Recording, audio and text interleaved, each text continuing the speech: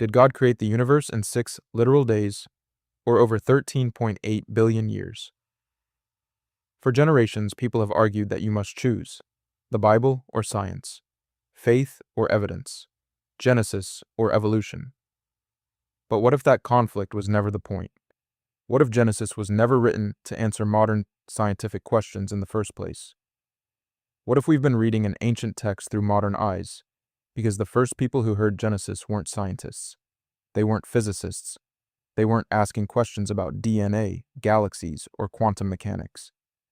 They were ancient Hebrews living in a world filled with pagan gods, cosmic myths, and violent creation stories. And when you read Genesis in that context, the entire book starts to sound different. Today we're going deep into the Hebrew world behind Genesis and exploring one of the most fascinating ways Christians have tried to reconcile Scripture and modern science. To understand Genesis, we first have to step into the ancient world. The Hebrews were surrounded by powerful civilizations like Babylon and Egypt, cultures with their own stories about how the universe began. One of the most famous was the Babylonian creation epic Enuma Elish. In that story, the universe is born from violence.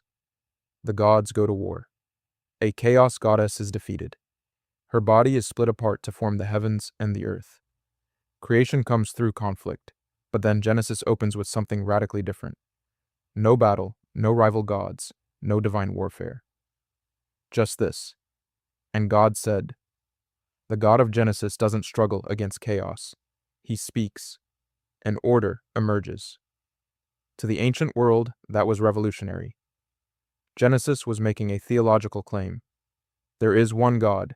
He is not part of nature. He is above it. The sun is not a god. The moon is not a god. The sea is not a god. Creation itself is divine. It is designed, intentional, ordered, and good. That means Genesis may not have been written primarily to explain the mechanics of the universe, but to reveal who rules it. Now let's go deeper into the Hebrew itself. In Genesis 1, different Hebrew words are used for creation. One of the most important is Bara. This is the word used in Genesis 1:1. In the beginning, God created. What's interesting is that throughout the Old Testament, God is always the subject of this verb. Many scholars argue that bara doesn't always focus on material manufacture, like building a machine from raw parts. Instead, it often emphasizes assigning purpose, identity, or function. Another Hebrew word appears throughout Genesis, Asa. Asa usually means to make, to fashion, or to work with existing material. And this distinction becomes interesting later in the chapter. For example, on day 4, Genesis says, God made the sun, moon, and stars. But notice the emphasis of the text. The focus isn't on nuclear fusion, planetary formation, or astrophysics. The text says these lights were appointed to govern day and night, to mark seasons, and to serve as signs. In other words, the focus is functional, purpose-driven. To ancient readers, the question wasn't, how does a star ignite? The question was, what role does it serve in God's ordered world? And that's a very different kind of conversation. If this deeper look at Genesis is changing the way you see the Bible, hit the like button, not just for the algorithm, but because these conversations matter. A lot of people think faith and science are enemies. They don't have to be. And if you're new here, subscribe and join us as we explore the Bible, piece by piece, context by context, deep in the Word. Now we arrive at the most debated part of Genesis, the 7 days of creation. For many people, this is where science and Scripture collide.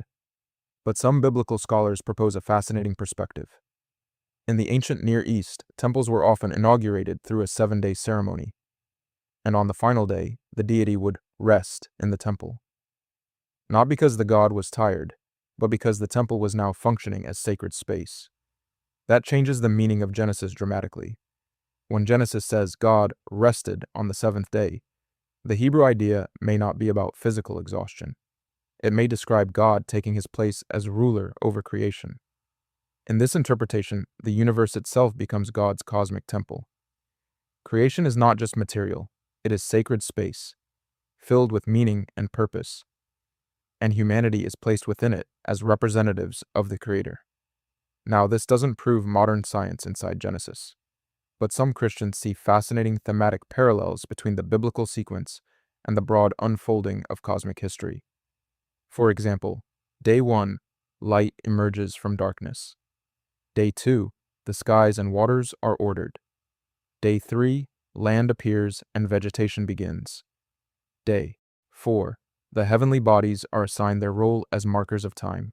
Again, Genesis is not giving a modern scientific timeline, but it may be presenting creation as a movement from chaos to order, to function, to purpose.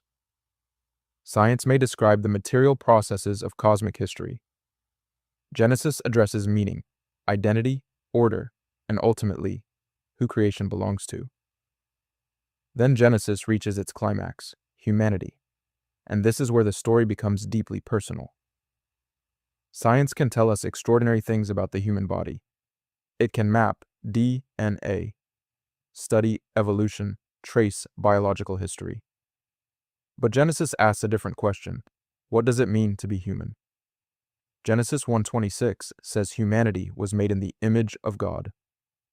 To ancient people, that phrase carried enormous significance. Kings would place statues or images of themselves throughout their kingdoms to represent their authority. But Genesis does something revolutionary. It says every human being bears God's image. Not just rulers, not just priests. Everyone, every man, every woman, every child. Human value is not based on intelligence, strength, wealth, race, or status. Human beings matter because they reflect something divine.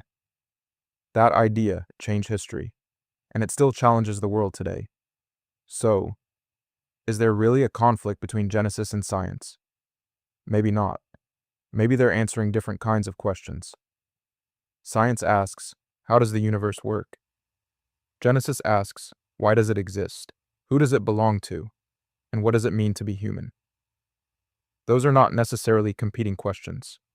And when we read Genesis in its ancient context, it stops sounding like a modern science textbook and starts sounding like something else entirely. A theological masterpiece. The world and the Word may not be enemies after all. They may be telling different parts of the same story. What part of Genesis surprised you most? Let me know in the comments below. And if you want to go deeper into the Bible's historical context, check out the next video on screen now.